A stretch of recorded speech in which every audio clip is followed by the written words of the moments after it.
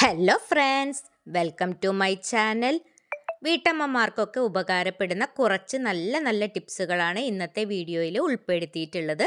അപ്പോൾ ഒട്ടും സമയം കളയാതെ നമുക്ക് നേരെ വീഡിയോയിലേക്ക് പോകാം.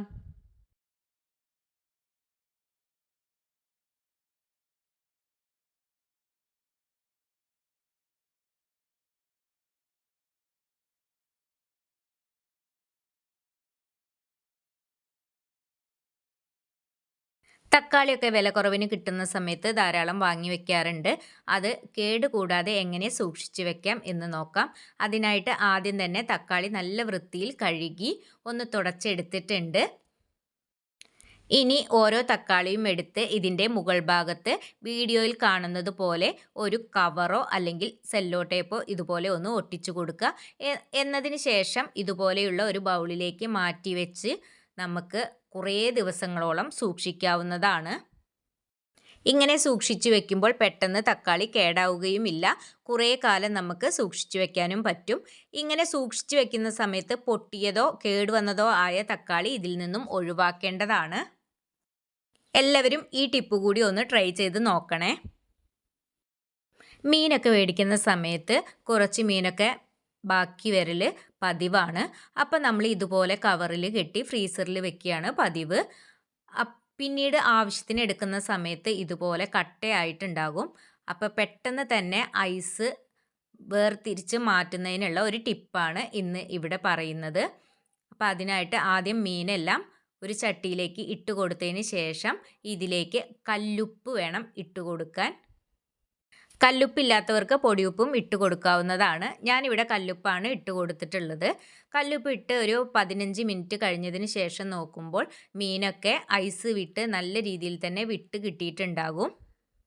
ഉപ്പ് മീനിൽ ഇട്ട് കൊടുത്തതിന് ശേഷം ഒരു 15 മിനിറ്റോളം വെയിറ്റ് ചെയ്യുന്നുണ്ട്. അതിനുശേഷം നോക്കുമ്പോൾ ഇതുപോലെ ഓരോ മീനും ഐസിൽ നിന്നും വിട്ട് വന്നിട്ടുണ്ട്. ഐസൊക്കെ നല്ല രീതിയിൽ തന്നെ മെൽറ്റായി വന്നിട്ടുമുണ്ട്. അപ്പോൾ ഇതുപോലെ ട്രൈ ചെയ്ത് നോക്കാത്തവരുണ്ടെങ്കിൽ ട്രൈ ചെയ്ത് നോക്കിയിട്ട് നിങ്ങളുടെ വിലയേറിയ അഭിപ്രായങ്ങൾ അറിയിക്കണേ.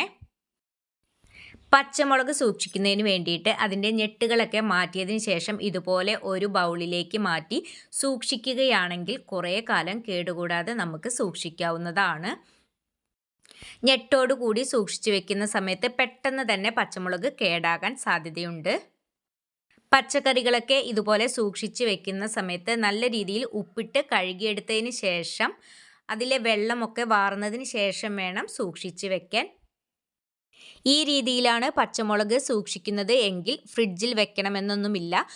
പുറത്ത് വെച്ച് തന്നെ നമുക്ക് സൂക്ഷിക്കാവുന്നതാണ്.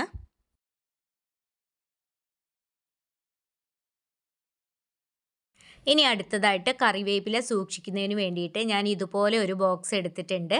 ഇതിലേക്ക് ന്യൂസ് പേപ്പർ ഇറക്കി വെച്ച് കൊടുക്കുന്നുണ്ട്. എല്ലാ ഭാഗത്തും ന്യൂസ് പേപ്പർ കവർ ചെയ്യുന്ന രീതിയിലാണ് ഞാൻ വെച്ച് കൊടുത്തിട്ടുള്ളത്. എന്നിട്ട് വേപ്പില തണ്ടിൽ നിന്നും ഊരിയെടുത്തതിന് ശേഷമാണ് സൂക്ഷിച്ച് വെക്കുന്നത്.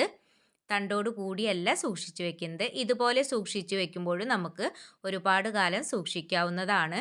ആവശ്യത്തിന് നമുക്ക് ഇതിൽ നിന്നും എടുത്തൊന്ന് കഴുകി ഉപയോഗിക്കാം. വേപ്പില കഴുകിയെടുത്തതിന് ശേഷം അതിലെ വെള്ളം നീക്കം ചെയ്തിട്ട് വേണം ഇതുപോലെ സൂക്ഷിച്ച് വെക്കാൻ. ഇതുപോലെ സൂക്ഷിച്ച് വെക്കുകയാണെങ്കിൽ നല്ല ഫ്രഷ് ആയിട്ട് തന്നെ നമുക്ക് വേപ്പില ഉപയോഗിക്കാവുന്നതാണ്. അപ്പോൾ എല്ലാവരും ഇതുപോലെ കൂടി ഒന്ന് ചെയ്ത് നോക്കണേ.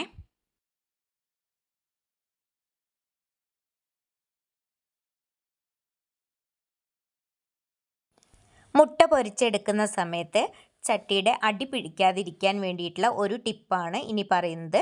മുട്ട പൊരിച്ചെടുക്കുന്ന ചട്ടിയിലേക്ക് അല്പം വിനാഗിരി തേച്ച് കൊടുക്കുകയാണെങ്കിൽ ഈ പ്രശ്നം നമുക്ക് സോൾവ് ചെയ്യാവുന്നതാണ്. മുട്ട പൊട്ടിച്ചൊഴിക്കുന്നതിന് മുന്നായി ചട്ടിയിലേക്ക് സ്വല്പം വിനാഗിരി ഒരു തുണി വെച്ചോ ബ്രഷ് വെച്ചോ ഒന്ന് തേച്ച് കൊടുക്കുക. അതിനുശേഷം മുട്ട പൊരിച്ചെടുക്കുകയാണെങ്കിൽ ചട്ടിയിൽ പിടിക്കാതിരിക്കും. ഉരുളൻകിഴങ്ങൊക്കെ വാങ്ങി സൂക്ഷിക്കുന്ന സമയത്ത് ഇതുപോലെയുള്ള മുളയൊക്കെ പൊട്ടി വരുന്നത് പതിവാണ്. ഇത് ഒഴിവാക്കുന്നതിനായിട്ട് ഉരുളൻകിഴങ്ങ് സൂക്ഷിച്ച് വെക്കുന്ന പാത്രത്തിൽ ഇതുപോലെ ഒരു ആപ്പിൾ ഇട്ട് വെക്കുകയാണെങ്കിൽ ഇത് നമുക്ക് പെട്ടെന്ന് തന്നെ പരിഹരിക്കാവുന്നതാണ്. ഓംലെറ്റിന് നല്ല മയം കിട്ടുന്നതിന് വേണ്ടിയിട്ട് ഓംലെറ്റ് ഉണ്ടാക്കിയെടുക്കുന്ന സമയത്ത് ഇതിലേക്ക് സ്വല്പം പഞ്ചസാര പൊടിയോ അല്ലെങ്കിൽ സ്വല്പം ചോളം പൊടിയോ ചേർത്ത് കൊടുത്താൽ മതി. സീ ഫുഡുകളായ ചെമ്മീൻ, കൊഞ്ച് തുടങ്ങിയ മീനുകളൊക്കെ കഴിക്കുന്ന സമയത്ത് ഒരുപാട് പേർക്ക് അലർജിയൊക്കെ ഉണ്ടാവും. ഇത് പരിഹരിക്കുന്നതിനായിട്ട് മീനൊക്കെ തയ്യാറാക്കി എടുക്കുന്ന സമയത്ത് വിനാഗിരിയിലോ നാരങ്ങാ നീരിലോ അല്പം വെളുത്തുള്ളി അരിഞ്ഞത് ചേർത്ത് കുറച്ച് സമയം ഇത് ഇട്ട് വെക്കുക. അതിനുശേഷം പാകം ചെയ്ത് എടുക്കുകയാണെങ്കിൽ അലർജി ഒരു പരിധിവരെ നമുക്ക് ഒഴിവാക്കിയെടുക്കാം. ഇടിയപ്പം നല്ല മാർദ്ദവമുള്ളതായി കിട്ടാൻ ഇടിയപ്പത്തിൻ്റെ മാവിലേക്ക് 2 ടീസ്പൂൺ നല്ലെണ്ണ ചേർത്ത് കൊടുത്താൽ മതി. ആദ്യമായി വീഡിയോ കാണുന്ന പുതിയ കൂട്ടുകാരാരെങ്കിലും ഉണ്ടെങ്കിൽ സബ്സ്ക്രൈബ് ചെയ്ത് സപ്പോർട്ട് ചെയ്യാൻ മറക്കല്ലേ.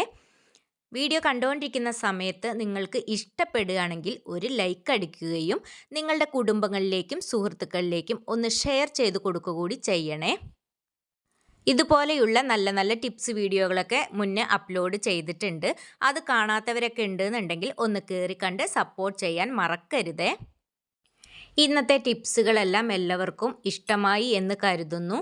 ഇത്രയും നേരം വീഡിയോ കണ്ട് സപ്പോർട്ട് ചെയ്ത എല്ലാവർക്കും ഒരുപാട് നന്ദി. അടുത്ത നല്ലൊരു വീഡിയോയുമായി കാണുന്നതുവരേക്കും എല്ലാവർക്കും ബൈ.